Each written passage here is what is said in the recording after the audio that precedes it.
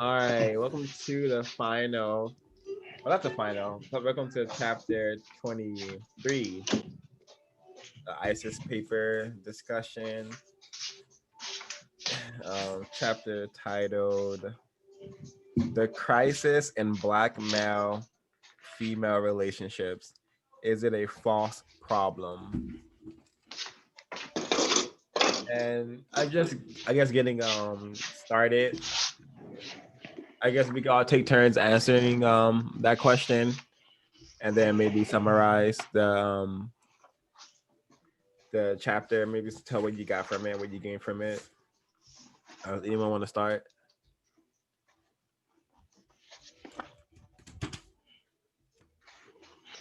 I'll go first. Black male, black female relationships. So this is a very good chapter. I feel like this is one of the chapters I can just give to people to read, and they would definitely be able to take something from it. Is it a false problem? That's a good question. I think we'll by the end of this discussion, we'll all have an idea of whether or not it is.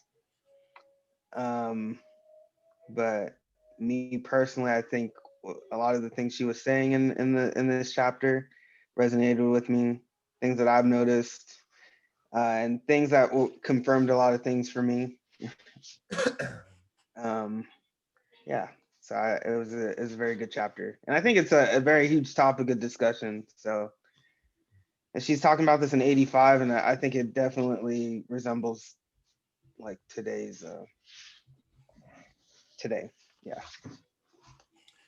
Yeah, it was a really important chapter, and for me to summarize that, I think it it gives to why to this to the first paragraph from 275, and I think I want to read it.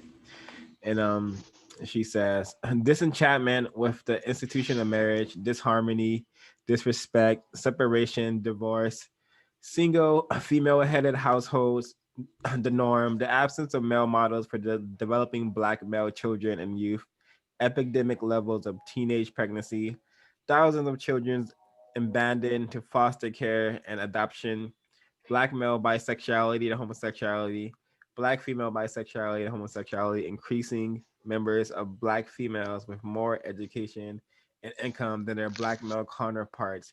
Hardly any black persons knowing five happy black couples.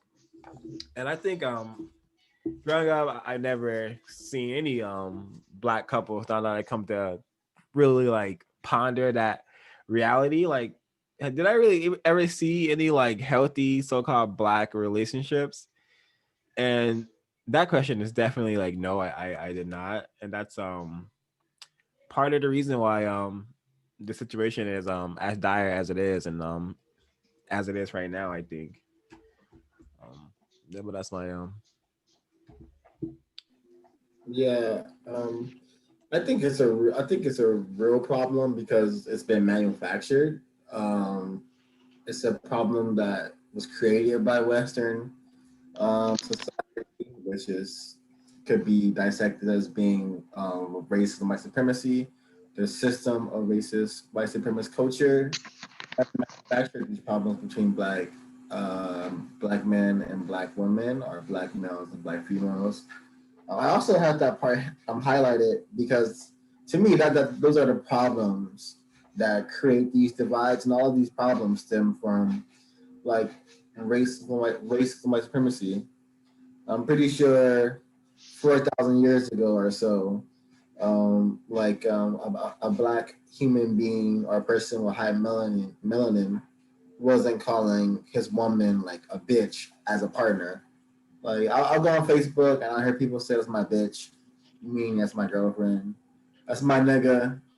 I die for my nigga. That's my partner. So you have bitches and you have niggas as being like partners now.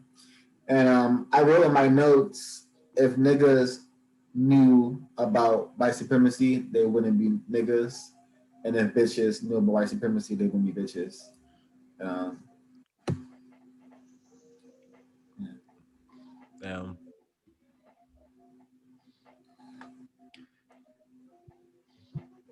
That was amazingly put. That was a great quote, actually. Definitely coined that. Yeah, I gotta clip that. But does anyone want to continue the summarization and Exactly why I'm here. question? Yeah. Yeah, for me, I really enjoyed that chapter. It was, for every time that she mentioned the different statement of like disharmony, disenchantment, it was just like shame, shame, shame. Because I saw it throughout. I seen that growing up. I never saw like a functional Black couple unless it was on TV, which was My Wife and Kids, which I knew was made up regardless. Literally, My Wife and Kids. I maybe, okay, this is one example of something. Okay, this is summary. I felt like it was highly informative. I felt like it's the most obvious, yet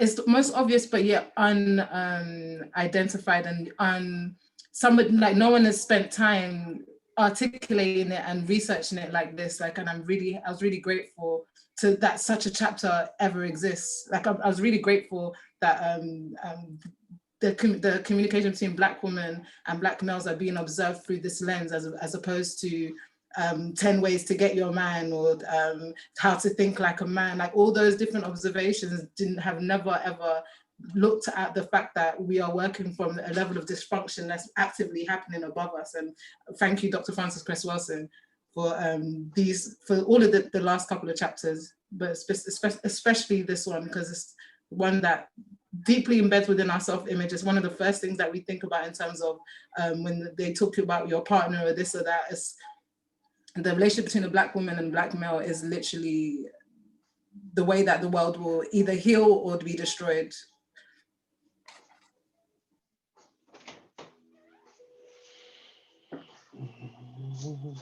Yes, thank you, Mary. That was great. Everybody, that was all great. Everything was great. Yeah, I wanted to add to what Mary was saying. Yeah, I think it was the first time I've actually seen something constructive about Black relationships in a long time. Yeah, great. Yeah, I like this chapter a lot. I liked the way that she kind of, like what Mary was saying, it's not like how to manipulate a Black man to make him want you or like that kind of language. It's really about understanding how systems of like white supremacy cause, dysfunction between Black men and Black women, and how to actually like come up with like a code of how to treat each other and like respect each other. So yeah, I enjoyed this chapter. Does anyone have anything they want to share from the chapter? Any notes?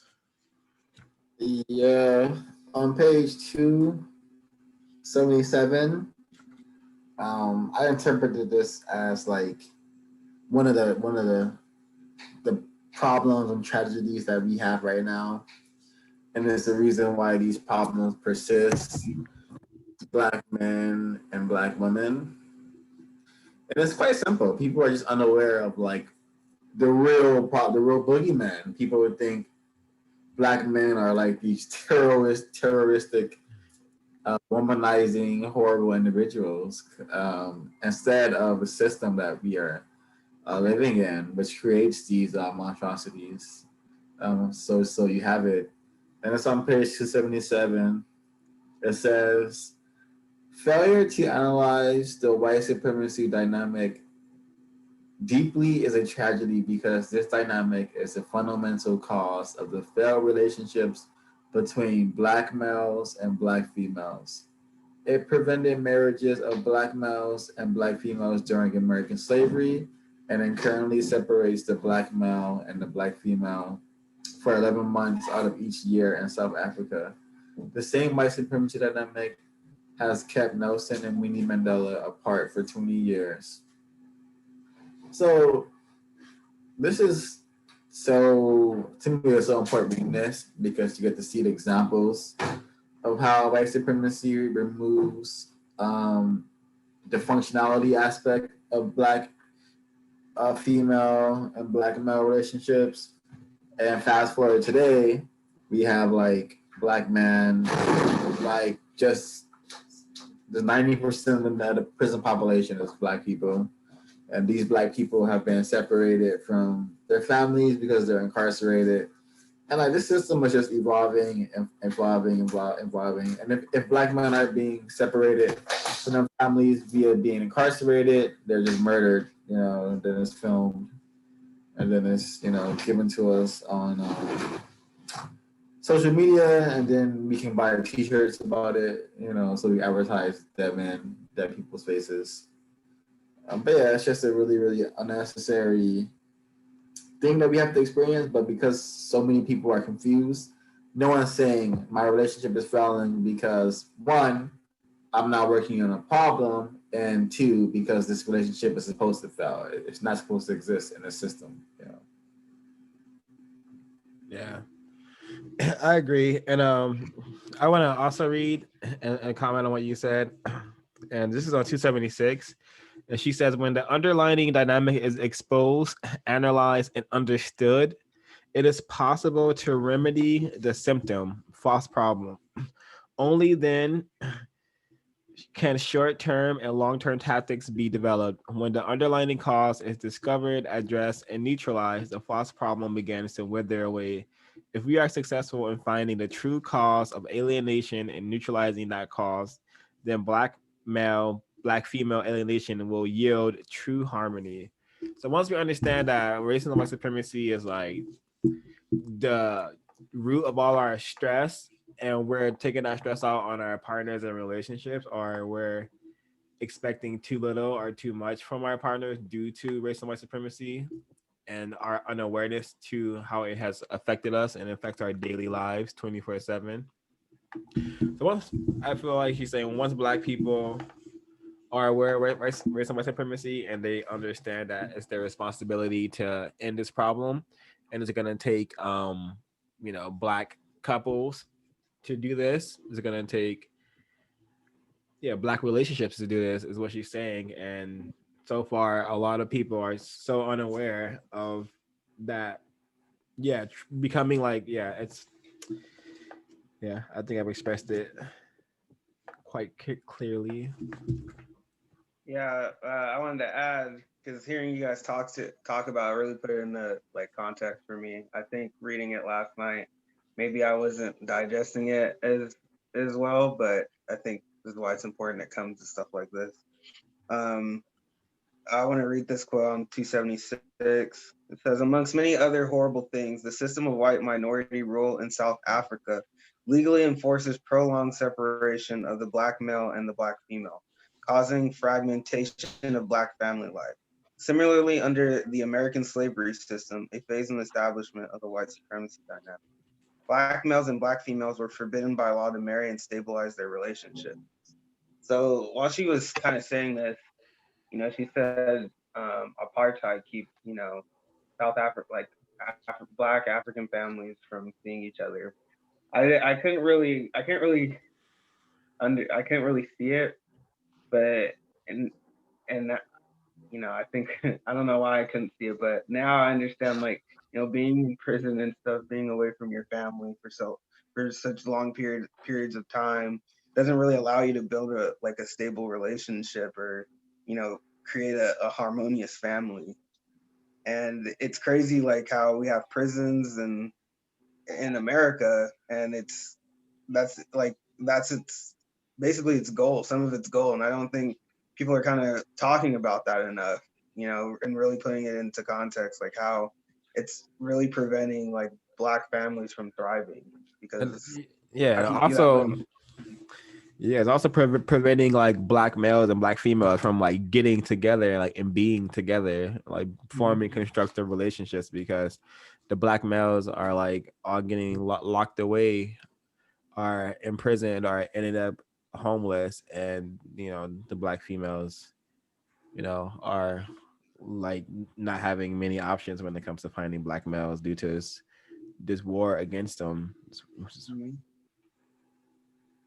Yeah, it just gets me thinking, I think people really are focused on the wrong the Yeah. wrong like they're Yeah. really complaining about like stuff that doesn't it isn't the is like the false problem like she's Yeah. saying, you know, like Yeah.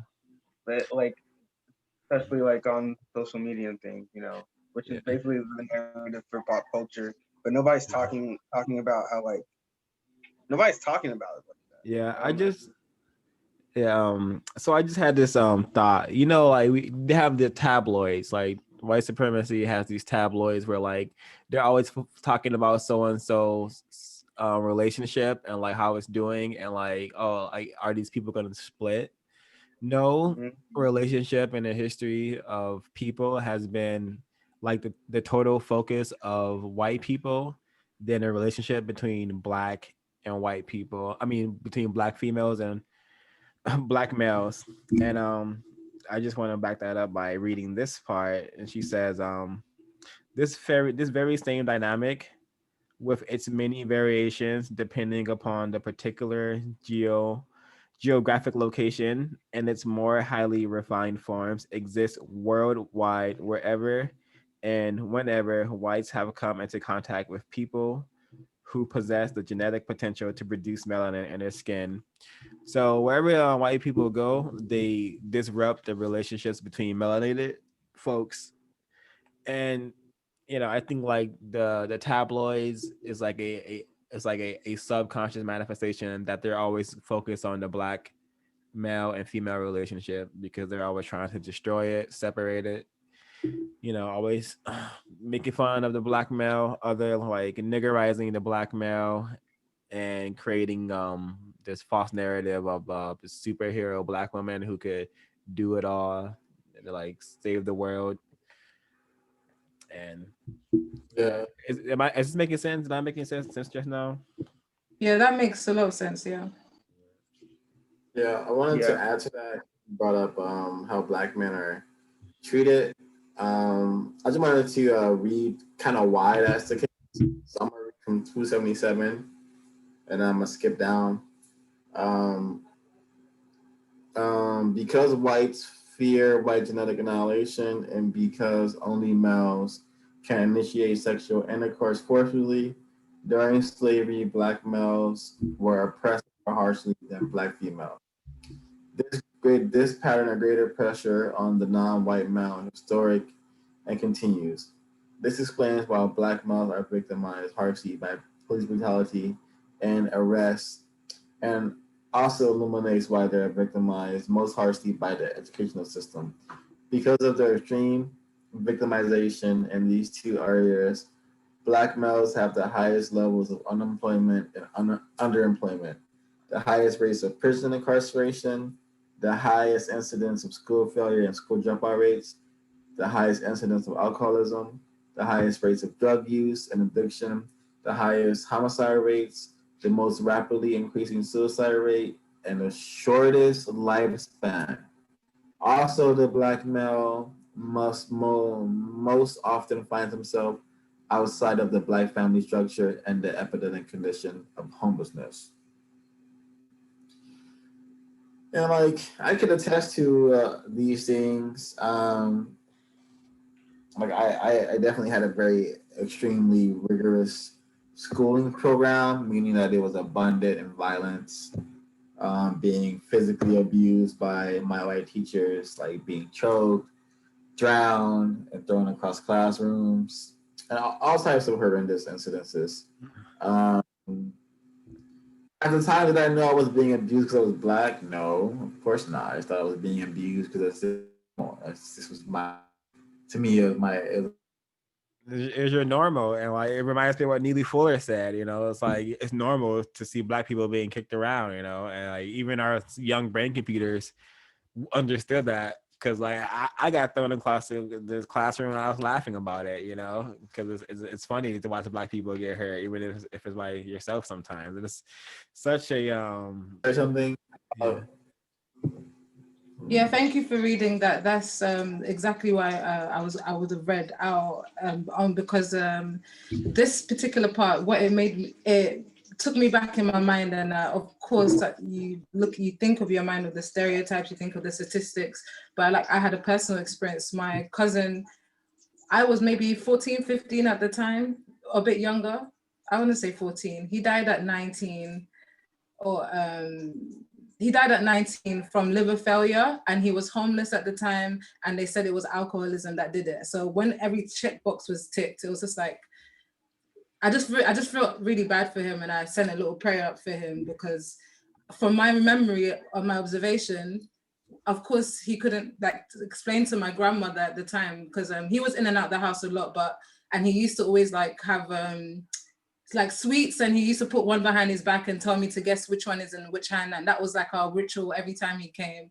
So like I always looked forward to that. He would come in time to watch Dragon Ball Z on TV, so I watched that with him. And then my grandma, he used to eat and then go, but like when he started doing a lot of drugs, my grandma would be like, you're high, aren't you? And then he'll be chased out the house, to the point that he stopped coming to the house altogether. I was aware he was homeless. We was aware he was homeless, but couldn't get him to like live at any one of the family houses, because of course it was controlled where he wouldn't be able to have alcohol or drugs, from my understanding. And he died of alcohol, of liver failure, and I'd taken at such an early age. But of course, could he explain to my grandma, like, the world is stressing me out to the point that I need to take drugs, like I'm choosing drugs because I don't know how to communicate this, or yeah, it's just really sad and really painful to see that cycle, and to have more of a blueprint and understanding that white supremacy is the reason why that is an actual statistic in my experience, or my cousin's experience. Yeah, it's eye-opening, and it allows me to understand that we need to move more constructively as people, because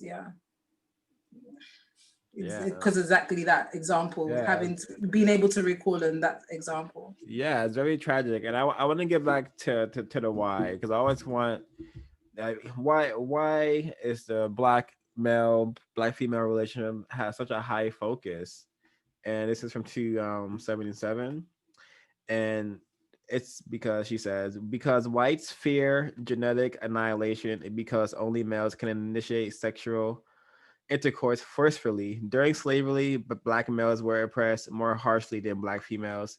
This pattern of greater pressure on the non-white male is historic and continues. This explains why black males are victimized harshly by police brutality and arrest, and also illuminates why they are victimized most harshly by the education system. So I know Trey read on the rest of that, but yeah, so that's the why. This is why in the subconscious and conscious psyche of the white supremacy system, they have to separate the black male and black female, destroy the relationship totally, pin us against each other. It's like imagine like a chessboard, and like the black side starts attacking itself. It's possible to win if that's how you're playing chess. Yeah, I agree. I wanted to add, because Trey read off the list, and reading this, it's clear that black men are being hunted, but the narrative, like, there's just narratives going around of black men being the weakest link or things like that. But clear when the author states all these things clearly, it's clear that they're being hunted. So people, especially like she says, black women, they need to understand the context of like how deep the depth of white supremacy and the role it plays. She said a little bit earlier, failure to analyze the white supremacy dynamic deeply is a tragedy, because the dynamic is the fundamental cause of the failed relationships between black males and black females. And Ezra's kind of telling me about the that clubhouse thing you guys were in. Yeah, that was bad.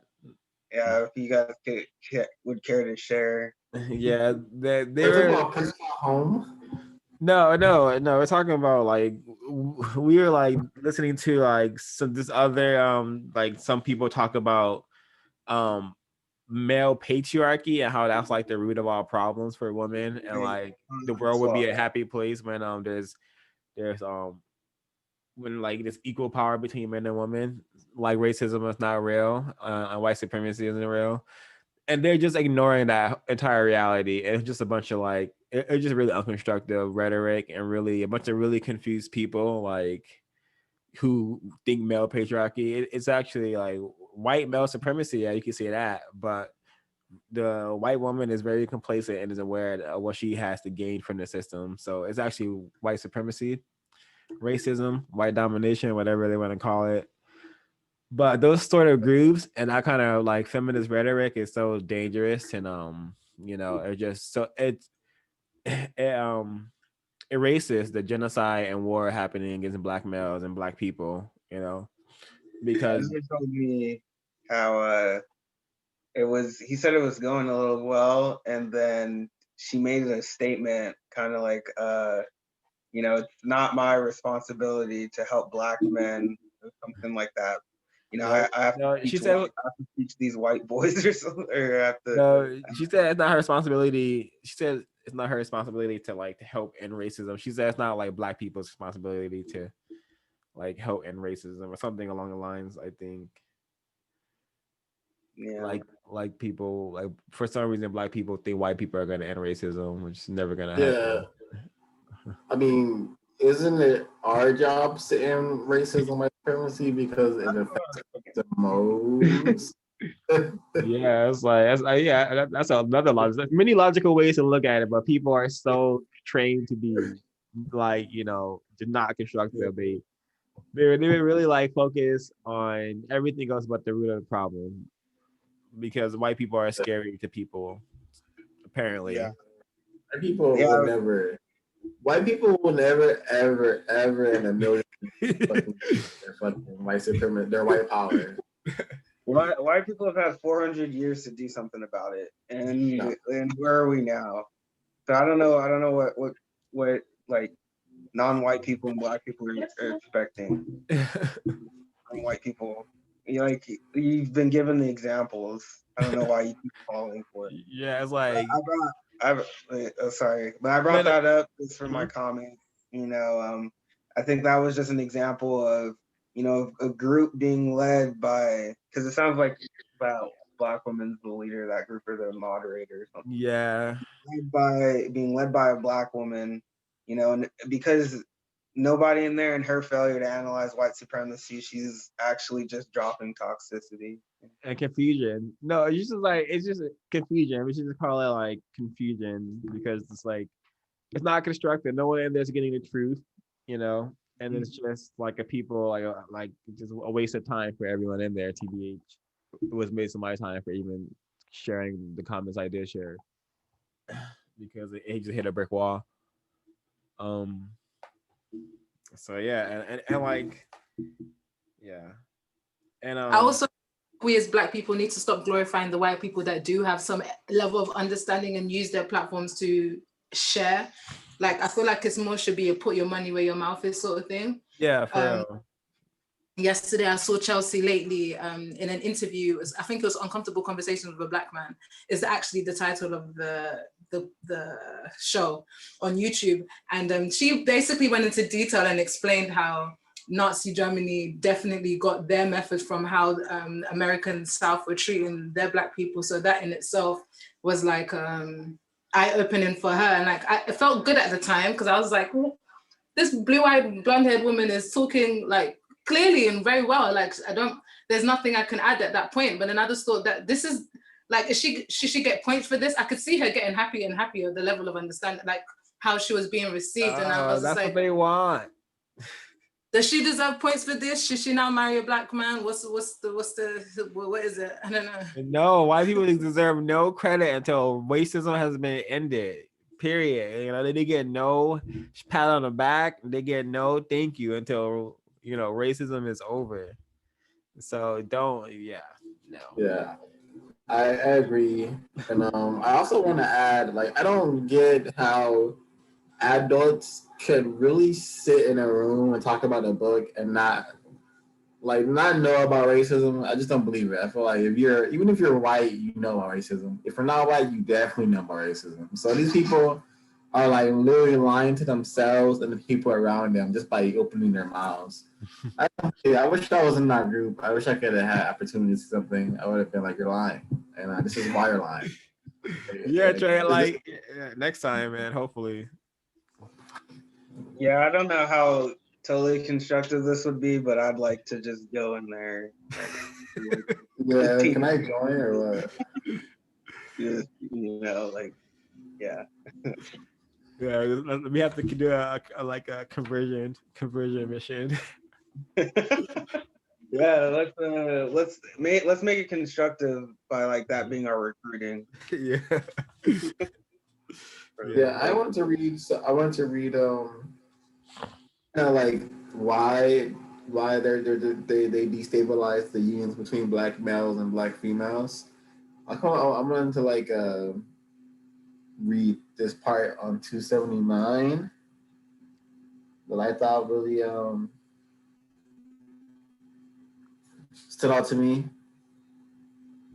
Um, Stabilized union between the black male and the black female means the eventual end to white supremacy. Read that one more time. Feels so necessary. Stabilized union between the black male and the black female means the eventual end to white supremacy.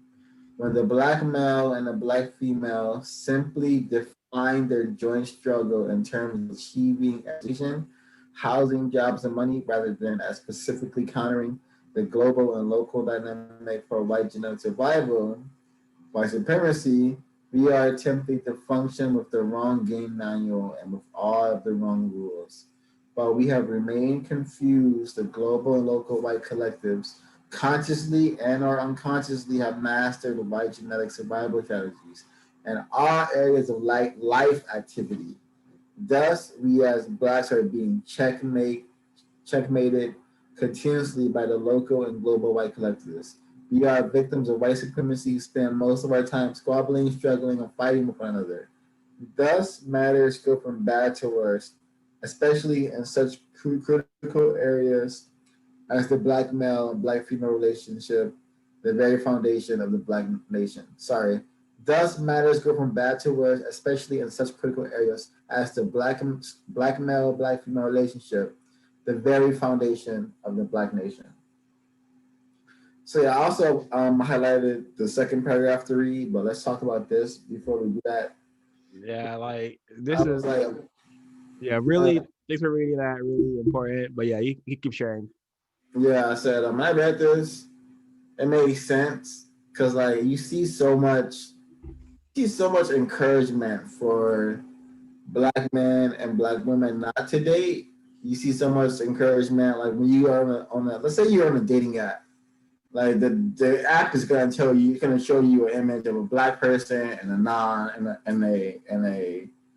non-black, non-white person. So you're gonna see a white person and a black person together, or you're gonna see the black guy with a Mexican or Indian girl or like an Asian girl, or you're gonna see the black woman with a white guy, an Asian guy, or Indian guy. So you're constantly seeing these images of black men and black women not in relationships with their own kind, and like you also see it in films. I used to see Will Smith in a bunch of movies growing up, and all the movies I saw him in, The Wild Wild West, freaking Hitch.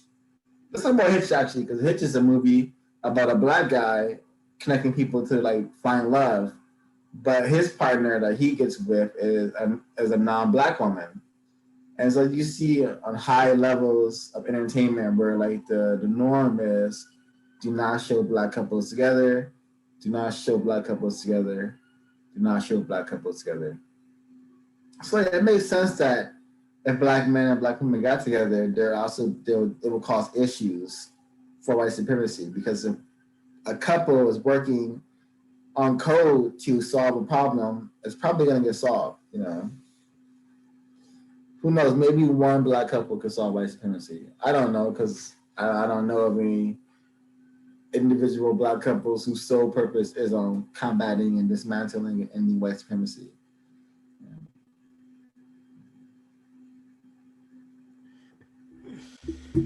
Thing. Yeah. I'd like to say maybe mine is. Yeah, Ezekiel? No, I was just saying, I'd like to say hopefully mine is racing right here, but she didn't hear that part about what Trey was saying about if he doesn't know if there's a couple out there, their sole mission, 10 white supremacy. Yeah, like yeah. This is like really like profound and like necessary stuff. It makes total sense that like of course you need like the individual like the race to be together to end a problem. You can't have all this friction, and like the most obvious friction is like the friction between like the male and the female. Like that's a huge like where no one's like there's not a lot of people who are like not coming together, but trying to be constructive about ending this problem and understanding that, black relationships, healthy black relationships, and I wouldn't even call a black relationship healthy unless like the mission is of that relationship is to work together to end white supremacy. Or else, well, like what is the goal of that relationship? To make money, to get a lot of trinkets in life, to get a nice giant cell to live in and put all your trinkets in. Like, what is the purpose of living, as a slave? I so yeah, I'm really happy that she understood this and left this for us to practice. And I really gotta start practicing this like these dynamics. I agree. I so all that's been said, I was kind of, I don't know if she really kind of states, but she kind of T78, I'm just gonna read this. She says this excessive and disproportionate pressure on the black male by the global white supremacy system produces a grave imbalance between the black male and the black female, even though both are victimized by white supremacy. This imbalance has produced what some incorrectly call the black matriarchy. However, this is not black matriarchy, but white genetic survival necessity, and it's fear of the potential for genetic annihilation that the black male represents. So I'm seeing like I feel like there's kind of like a large disconnect. I don't know how things are being so lost in translation as to how, we have this issue going on, but it's seeming like it's black matriarchy. I don't know how. Yeah. You might want to comment on that. And I don't. I just want to say too before. I don't know if she really kind of even explains that. Like, I mean, I don't know if it was her job, but I don't know if she gives an explanation. Yeah, she does, because we don't use history to learn from it. We see white people destroying us for centuries, but black males are the biggest problem. Ghetto black women are the biggest problem. What? When has a ghetto black woman dropped a fucking bomb on a black neighborhood? When has a angry black man fucking went to a black town and killed every black person in there? These are white people have been doing this. White people are the problem. White people have been destroying us. Their system of race and white supremacy. But for some reason they have not for some reason. She said they mastered their system, and their system has like definitely like disjointed the so-called black race to like black man and black woman hate each other, despise each other, look to harm each other, have fun harming each other. And it's something that I hope can end within the next fucking 5 years, 3 years hopefully, maybe right now, actually right now, right this minute, if enough people become aware of like what's happening. Yeah, I wanted to read this part on 279 that goes to what Spar just saying. This is what needs to happen before this problem to be solved. This is what needs to have happen before this problem can be solved. This is what needs to happen before this problem can be solved. Until now, we have attempted to function as united black males and females, with no knowledge of exactly how the white supremacy dynamic must drive the black male and the black female apart. Therefore, we have failed in the past and will continue to fail in this relationship. If we understood white supremacy, the number one priority for each black male and black female would not be to reach out for one another with designs of dependency, love, lust, or marriage. Instead, we would seek to master specific patterns of perception, logic, thought, speech, action, and emotional response that would counter the white supremacy dynamic scientifically. We will codify such behaviors and practice them day and night. We will become single-minded in our activity, knowing that unless global and local white supremacy is attacked continuously and effectively, the black male black female relationship has no chance of surviving. I'm not going to read the second sentence too of the following paragraphs. Mhm. Black males and black females will be in a continuous exchange of information, knowledge, and understanding, like true team members, about how to counter white supremacy more effectively. This quality of exchange can take place as much as we exchange phone numbers, jokes, dance steps, trivia, and all too many instances, drugs. There will be much less time to look into each other's eyes and become bored and then start quarreling and fighting.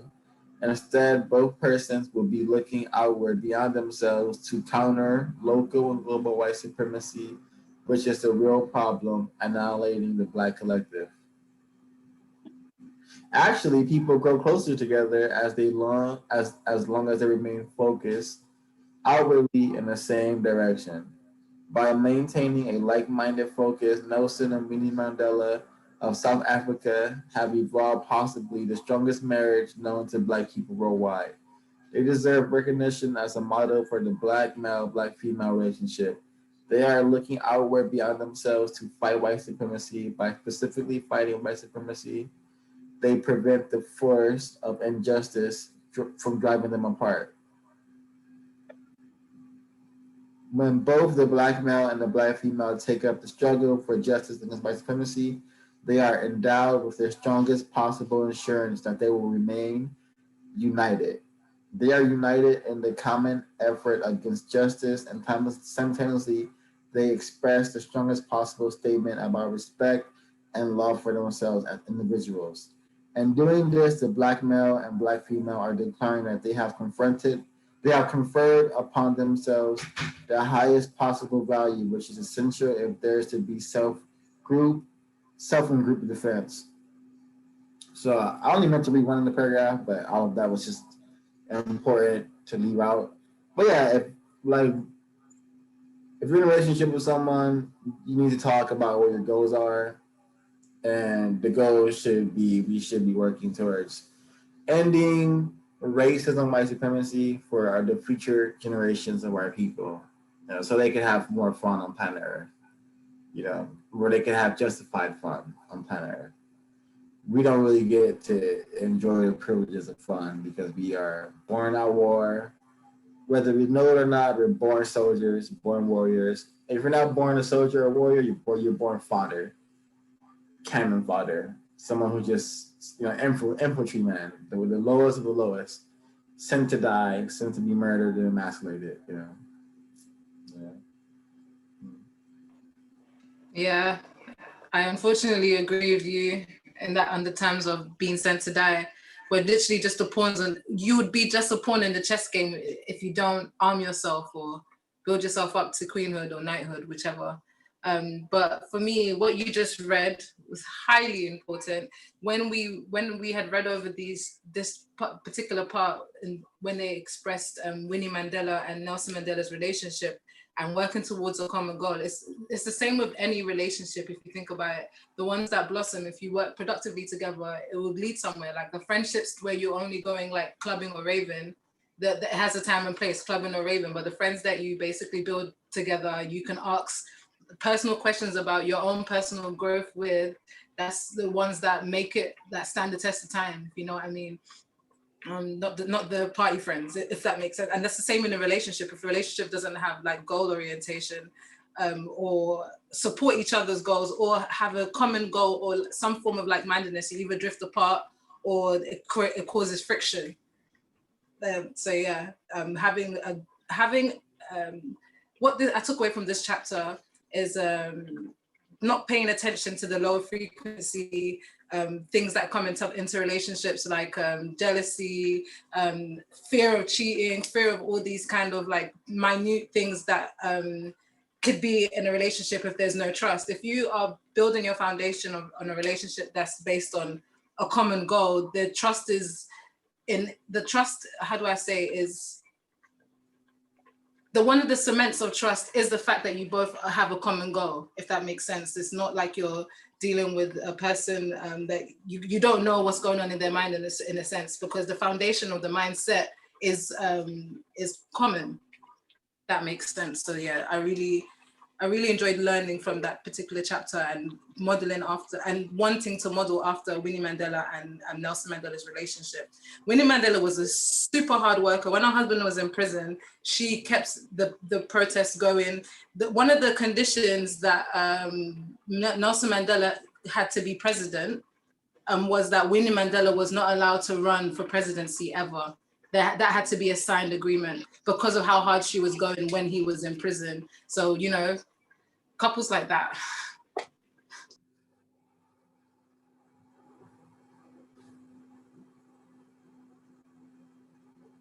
While you're muted. Oh. Yeah. All right, my bad. Yeah, I wanted to read from 278. Can y'all hear me? Yeah. So I want to read it from 278 because it kind of like is about what everyone's been saying. So she says the Black King and the Black Queen must move in a tactical and strategic harmony with one another if they are to counter the white assault successfully and defend their side of the chessboard effectively. This harmony is particularly crucial if they are to checkmate the White King. So there you have it. Like, we have not so far been constructive together, like Black females and Black males. Like, there's so much disharmony between us. You know, we have totally become separated. We've allowed white supremacy and racism to separate us entirely to the point where like we're clowning each other, hating each other, abusing each other, and making memes about each other, and it's not constructive. And so if we're gonna end white supremacy, it's gonna take unity between the Black males and Black females first.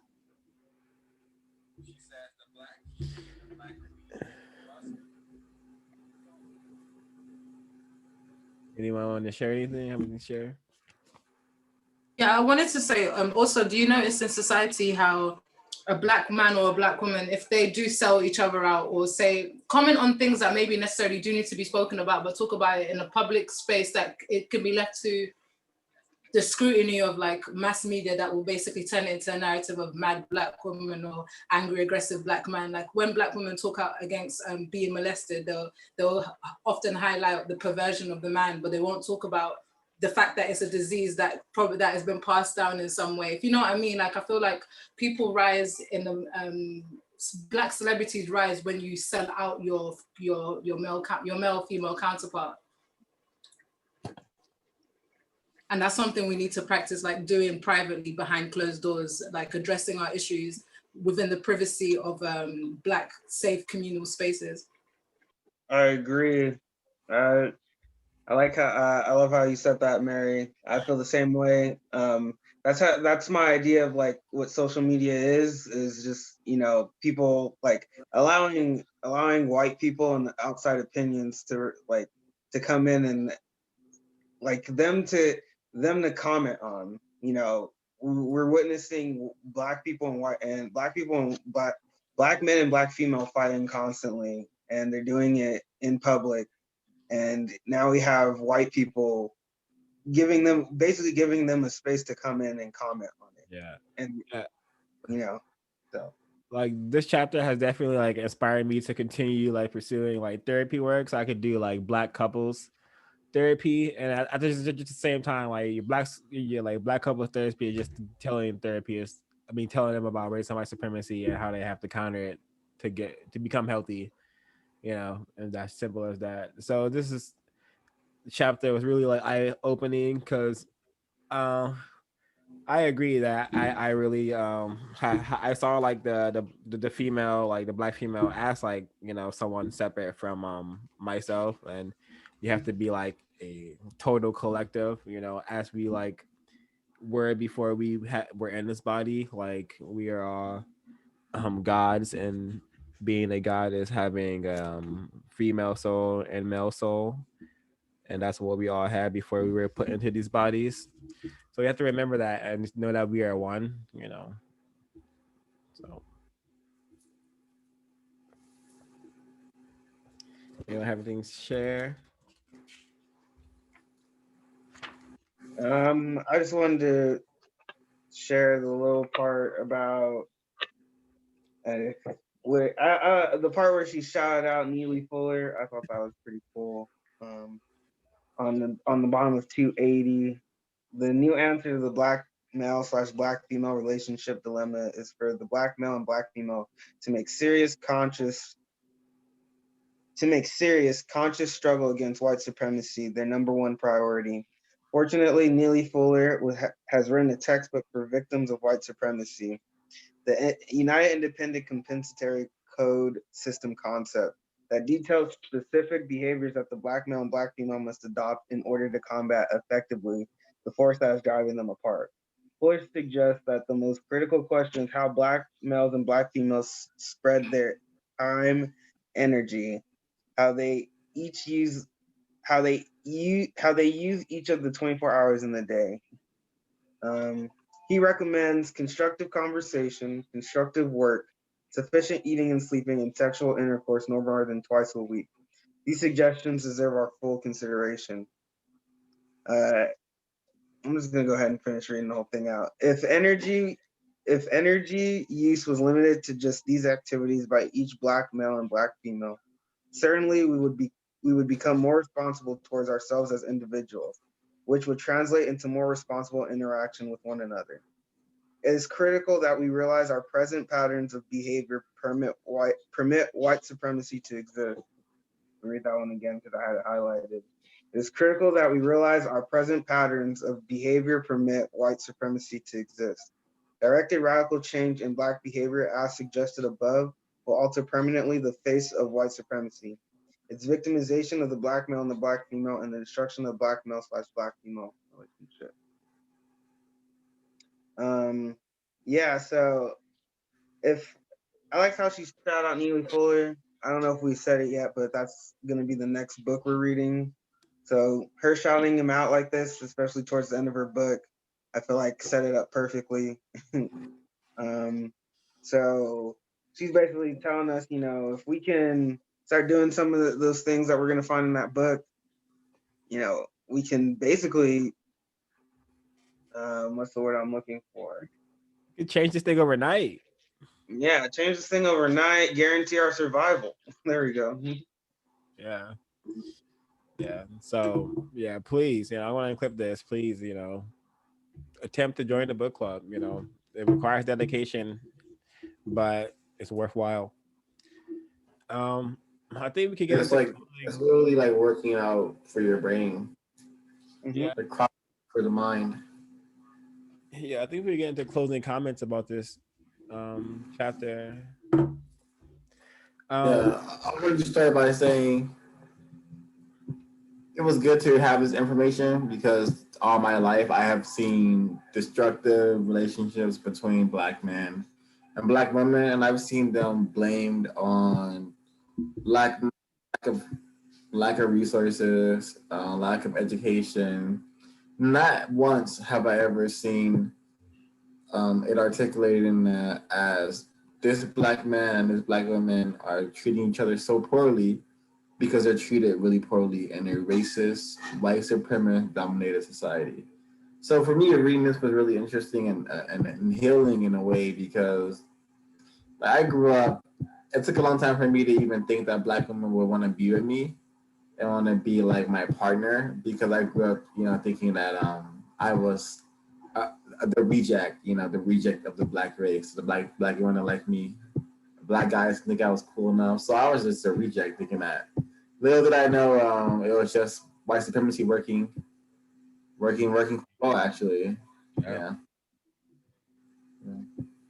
Yeah, like this is a chapter I have to like definitely read again because like it's a manual in itself just to understand that you have to totally be like working together, and that includes like compensation and compromise. And the system like trains us to be like white people. It trains us to be monsters and monstrosities, and that programming is really deep. And we're all breaking it, but it still requires a lot of work. So this chapter was really like powerful. I see like black women and they like total different kind of like total different light now, like as like connected to like you know myself, like and like the male black species, where we're just one, all in this blender together, and it's up to all of us to press the button to stop the blender, because it can't just be the black males or it can't just be the black females. It has to be like both of us, or we're gonna keep getting ate up. And that's my closing comments. I'm just gonna say my closing comment was what I said earlier, right before we start closing comments.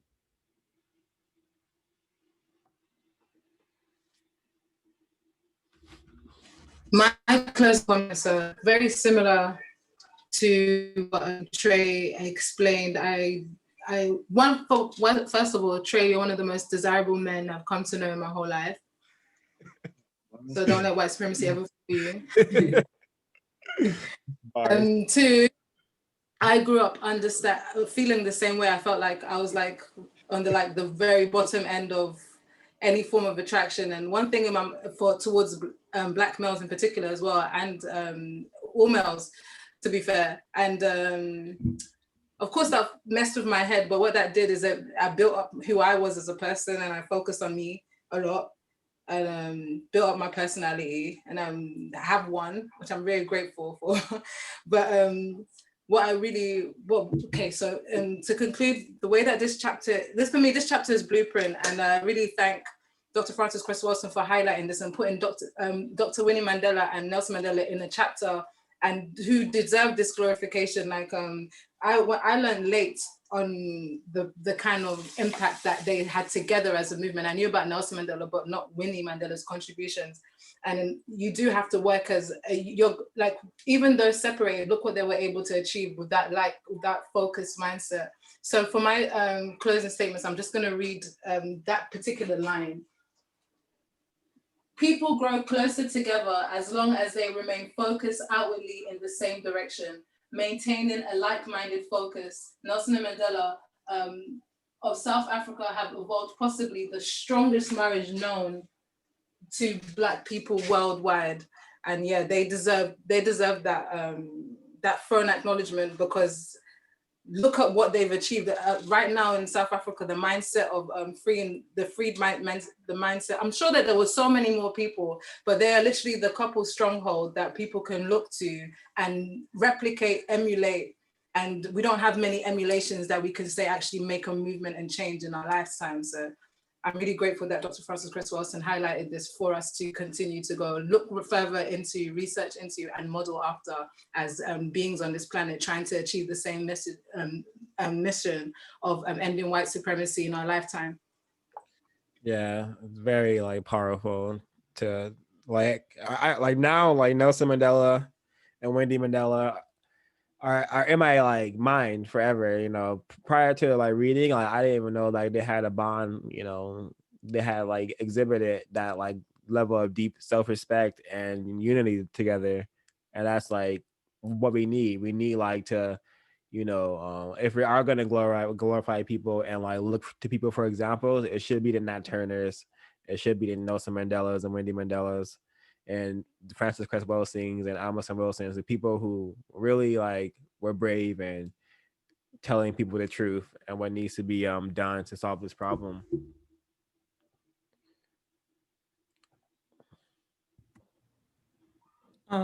My closing comments is yeah, this chapter was really good, and I appreciated like everyone's comments because it made me think a lot about like my relationships, like, and like the type of behavior that's normalized between Black men and Black women.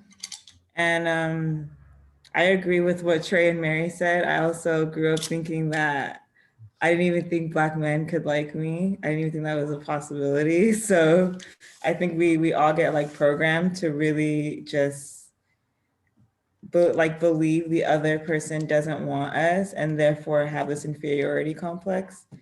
And so yeah, I just thought this chapter was really, really good. I also really liked that she highlighted Winnie and Nelson Mandela because they were like doing crazy shit, like just bombing buildings and stuff together. Like it's pretty like crazy, like the like, and that they were separated and but still had that like bond. And I think it's really important to understand like if we put relationships in the context of like ending white supremacy, it's not about all this like like really stupid petty stuff that people fight about and almost glorify fighting about in relationships. It's really like when Ezekiel was reading that chapter or that section from Neely Fuller's book, like it is about really being serious and like connecting on that common goal and really being like soldiers, you know, like because like Trey was saying, we have to be the ones to fight and other people can have fun in other generations, unfortunately.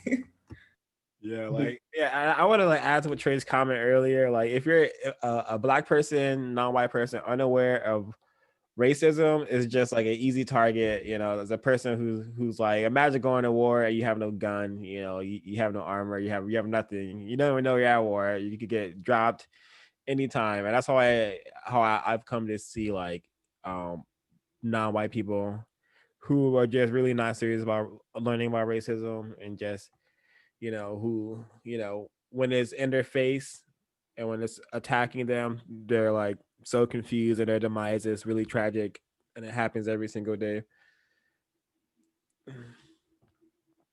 Well, if no one has anything else to say, I could adjourn.